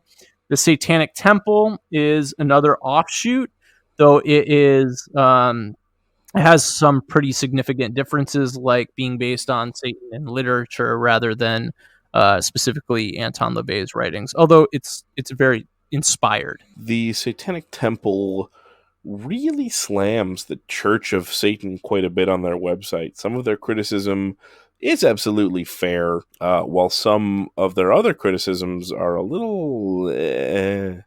we can save that interplay for our episode on Satanism. Yes, we can do that. I think if you're interested in Satanism, obviously we're going to do an episode on it in the future, but you could go on YouTube. You can watch the interviews with Anton LaVey, especially his really early ones, I think are really interesting because he's kind of like approaching it as this like fun, friendly, but also like Black Pope kind of guy. You could also watch that documentary Hail Satan, which focuses on the Satanic Temple. If you still want to learn more, I'd say check out both the Church of Satan and the Temple of Satan's website. There's a good deal of information there. Your next step would obviously be to read the Satanic Bible, or look up your local chapter. I don't know. I think I do have a local chapter, Satanic Portland, and they actually seceded from the Satanic Temple due to their like slowness in response time to basically like how like our local group wanted to protest all the neo-Nazis and stuff showing up and starting shit in our city. So they left. But I think maybe we'll do a side quest at some point. I'll try and interview some of those guys. I think that would be cool. Really interesting. But to wrap up this section on Satanism, can we read the 9 satanic statements from the Satanic Bible? Definitely, let's. 1. Satan represents indulgence instead of abstinence. 2. Satan represents vital existence instead of spiritual pipe dreams. 3. Satan represents undefiled wisdom instead of hypocritical self-deceit. Number 4. Satan represents kindness who who deserve it, instead of love wasted on ingrates. 5. Satan represents vengeance instead of turning the other cheek. 6.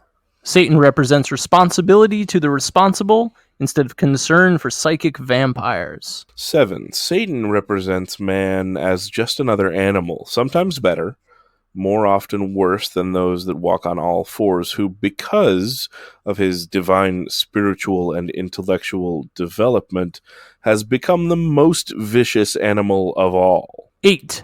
Satan represents all so-called sins, as they all lead to physical, mental, or emotional gratification. Number 9. Satan has been the best friend the church has ever had, as he has kept it in business all these years. Indeed. On to our good friend, Chaos Magic. Back to the house blend. Indeed. Chaos Magic was largely developed by artist and occultist Austin Osman Spare, who developed the methods of sigil work and some of the modern uses of gnosis to fire them off. Then there was this organization, initiatory secret society called the Illuminates of Thanateros, which was organized. It was announced in 1978, not officially founded until 87. If you break that down, Illuminates means illuminated ones, and Thanateros is a combination of two Greek words, eros and thanatos, meaning sex and death, respectively, and have been described by many psychologists and philosophers to be the two prime drives of humanity. The organization was founded by Ray Sherwin and Peter J. Carroll, who emphasize practical magic over metaphysical systems. The formal order has initiations and degrees, but we don't really need to go into that too much. Okay. Chaos magic is results-based magic. Chaos magic is not as much about ritual or philosophy or metaphysical systems. It's not so much about doing it right as it is about doing it. And getting shit done. Yes. I guess. Yeah. It's less about the pageantry and more about, like, what happened? Functionality, Yeah. I guess. Yeah. So it seeks success in its endeavors. It uses belief as a tool. It is postmodern in the sense that it rejects the idea that absolute truth is knowable. It often utilizes symbolism, sigils to communicate desires and intentions to the universe. It utilizes altered states of consciousness, which we call gnosis, and it uses those as pathways to magical working. There are 3 forms of gnosis. We've talked about 2 in the past. There's the inhibitory method, achieved through methods such as meditation, sleep deprivation, hypnotic drug use, fasting, controlled muscle relaxation, etc. There's the excitatory method, which is entered through drumming, dancing, chanting, physical pain, psychedelic drug use, etc. Finally, there's the 3rd model, added by Phil Hine. This is called indifferent vacuity, and is done in a state of extreme boredom, such as being stuck in traffic, or sitting through a boring staff meeting or professional development meeting. I definitely have used that method many times. I think that my version of indifferent vacuity might be naps. You get a lot done while napping? Yes. Kevin, dream work. We're coming to that next anyway. Yes. Not in this Functional episode. napping. Functional napping. We'll tack that on to our next episode. We will. I just invented it. It's a new discipline. Functional napping. All right. I expect a book about it in about 6 months. All right. I might have to self-publish. I don't know. Somebody. I'll get it done I'll get it done while I'm napping. There you go. There you go. It's Okay. only available in the astral realm. You have to Yep. go get it from Kevin, but you have to astral project there. I do accept Bitcoin for that though. You accept Bitcoin. Yes, astral Bitcoin. Fucking pricey, man. Not a whole Bitcoin. Come on. Well, I only accept Sonic coins. So What was the one that Snoop Dogg tried to do? joints? I don't know. I think it was basically like a weed coin. A weed coin. I'm not on top of my current cryptocurrency. Just currency based on 1 gram nuggets of cannabis. You know, that's a fairly stable market. I mean, it has been for a good long time. Demand doesn't go away. No, no. Let's see. Let's talk That about pretty path much. magic. Yeah. What's that? Let's talk about path magic. Path working? Yeah. I mean, that's Like all right. path magic, like right and left-handed path magic. Oh! I thought you wanted to talk about like path working rituals. I was going to say that's pretty specific. Like, that's a whole nother critter. Oh shit. Okay, yeah. So right and left hand path. Right hand and left-handed paths of magic, which is different from path working. We are sorry. Yeah. So we kind of, sort of, not really talked about this in episode 2. I think we talked about. There's a misconception. So we talked about black versus white magic, but left hand and right hand path isn't really that. No. I actually have a very strong preference for one side as opposed to another, but for the sake of our listeners, I'm going to try really hard to be as objective as possible, understanding that it is pretty much impossible to completely eliminate bias. We will do our best as best it can be done. True. So basically, in a nutshell, left hand and right hand magic have been muddied a bit in the social realm, and people have attempted to associate them with black and white magic, respectively. Though both paths can certainly use their methods to do great good or unconscionable evil, if we're going to attempt to boil down human thought and action into a dichotomy that I don't entirely believe in. I really don't either. One of the major goals of right-hand path magicians seems to be to reunite their soul with their personal godhead or creator god. This is represented by the 10th Sephiroth on the Kabbalistic Tree of Life diagram.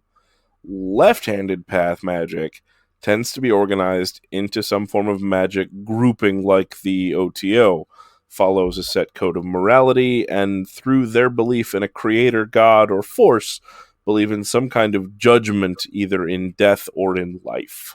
I'm sorry, that's all right-hand path, though. Is it? Yeah. So left-hand path seeks to confront personal darkness and transmute it into something positive or useful, and sees what we might call moksha as a step on the journey, but wanting to separate once more with that divine spark under their command and sort of take it with them, creating their own universe and becoming its god. The great work, so to speak. To some, this is very literal, while to others, and perhaps most, who view themselves as more of a... Well, I'm not going to say that most people view them as atheistic magicians, but... Maybe they do. Perhaps. This is kind of a metaphor for transforming into your best possible self. Okay. Some left-hand path practitioners do not believe that there is a god or universal force or essence like the Tao. Some do. But almost universally, left-hand path practitioners seek some degree of unbridled control over their own universe. Satanism is an example of left-hand path magic. Most of the time, chaos magic is as well. Left-hand path magic also involves developing of the magician's own personal code of ethics, which I talked about a little bit earlier, and we're probably going to break down later on in another episode. Magicians will develop this code, sometimes break it apart later on, changing it, remolding it, breaking various taboos, and use elements like Aleister Crowley, like using sex and drugs and different things like that within the confines of their rituals. Right. It really is worth pointing out, though, that these are, again, examples of social constructs and are not real paths of magic per se. They are examples of people trying to classify, maybe over-classify their world. Magic is magic. Harm none, do what thou will. True that. Harm none, do what thou will. I want to talk a bit about works cited, because a few people asked us to post our bibliographical information in written form. We will begin doing that on our Facebook community page. So, fellow travelers, if you are interested in a written bibliography, please check it out there. Yeah, that page is specifically called Fellow Travelers on Facebook. It's an offshoot of our Fool's Guide to the Occult. For the people actually doing it. Yeah, some people are talking there. The community's not super big yet, so not a whole lot of dialogue. I'd love it if people would start like having some discussion there. I tried to prompt discussion a little while ago. I had forgot to make the page private. It is now private. Only members can see what happens there. Sorry to that one person who that was an issue for. My deepest, sincerest apologies. But yeah, and also I'm gonna post these on Instagram as well, so you'll be able to find them for like each upcoming episode. Like tomorrow when I go to post this episode live, the Works Cited will show up on Insta at Fool's Guide. Right. So Works Cited. All right, in no particular order, The Anthropology of Religion, Magic, and Witchcraft by Rebecca and Philip Stein. The Secret Teachings of All Ages by Manly P. Hall. Ancient Egyptian Divination and Magic by Eleanor L. Harris. Shamanism, The Spirit World of Korea by Chaishin Yu and Argiso. The Spirit Catches You When You Fall Down by Anne Fadiman. The Occult Experience, 1984. I don't know who the director was of that, but yes. The Road to Eleusis by Wasson, Hoffman, and Ruck. Liber Null and Psychonaut, both by Peter J. Carroll. Condensed Chaos by Phil Hine. Buckland's Complete Book of Witchcraft by, you guessed it, Raymond Buckland. And The Satanic Bible by Anton Zandor LaVey. Our purpose is done now. Our circle is broken. We now go back to the world, enriched in knowledge, alight with laughter, a little. This was a longer one, so hopefully alight with a little laughter. At least a little bit more than when we started. So mote it be. So mote it be. So mote it be. Thrice bound and done. I'm going to go have some mustard chicken. Until next time, listeners, Fools out.